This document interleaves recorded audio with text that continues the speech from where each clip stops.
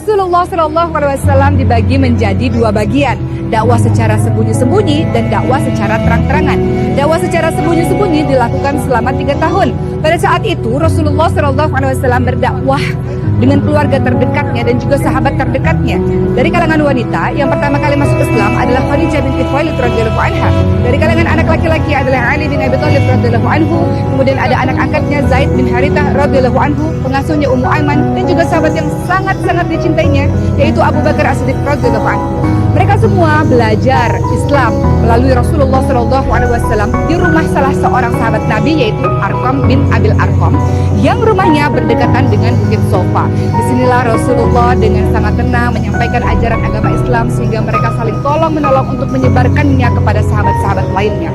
Ada satu sahabat yang didoakan oleh Rasulullah SAW agar dapat memasuki Islam, karena kalau beliau masuk Islam maka Islam akan sangat kuat, yaitu Umar bin Khattab radhiyallahu anhu. Dan pada akhirnya Umar bin Khattab radhiyallahu anhu pun masuk Islam di rumah Arqam bin Abil Arqam. Setelah itu dakwah dilakukan secara terang-terangan.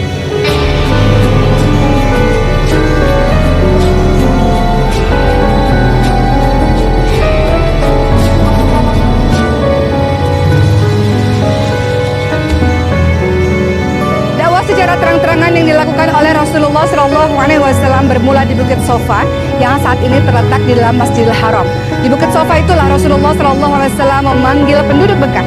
Ketika mereka semua sudah berkumpul, Rasulullah SAW mengatakan, di belakang bukit ini ada pasukan berkuda, apakah kalian percaya? Lalu mereka mengatakan, engkau tidak pernah berdusta. Lalu Rasulullah SAW pun mengatakan, kalau begitu katakanlah la ilaha illallah. Rasulullah SAW mengajarkan tauhid di Bukit Sofa kepada penduduk Mekah. Lalu salah seorang dari mereka bernama Abu Lahab mengatakan, celaka engkau wahai Muhammad, engkau kumpulkan kami di tempat ini hanya untuk mengatakan hal yang demikian. Orang-orang kafir Quraisy pun mulai berpikir bagaimana caranya agar Muhammad menghentikan perbuatan tersebut, menghentikan ajaran agamanya. Maka mereka pun mengatakan, wahai Muhammad, hari ini kami beribadah kepada Tuhanmu, esok kalian kaum muslimin beribadah untuk Tuhan kami. Maka turunlah surah Al-Kafirun yang mengatakan, sekali-kali tidak akan kami pernah menyembah Tuhanmu. Lakum dinukum waliyadin, untuk kalian agama kalian, untuk kami adalah agama kami. Lalu penderitaan umat muslim semakin menjadi-jadi sebab orang-orang kafir Quraisy membuat sebuah perjanjian yang berisi pemboikotan terhadap kaum muslimin. Perjanjian itu ditempel di dinding Ka'bah dan termaktub di dalamnya, siapapun yang memasuki agama Muhammad, siapapun yang berbelas kasih kepada kaum muslimin dan menyediakan tempat tinggal untuk kaum muslimin, maka akan diputuskan hubungannya dengan orang-orang kafir Quraisy. Tidak boleh mengadakan pernikahan dengan kaum muslimin dan tidak boleh memberikan makanan atau berdagang dengan kaum muslimin. Pada akhirnya pemboikotan itu terjadi selama 3 tahun dan kaum muslimin sangat menderita. Mereka sangat kelaparan sehingga mereka memakan dedaunan. Banyak di antara mereka yang jatuh sakit sampai wafat kembali kepada Allah Subhanahu wa taala. Sampai akhirnya pemboikotan itu pun berakhir ketika surat pemboikotan itu dimakan oleh anai-anai. Apakah penderitaan Rasulullah SAW selesai setelah pemboikotan itu selesai?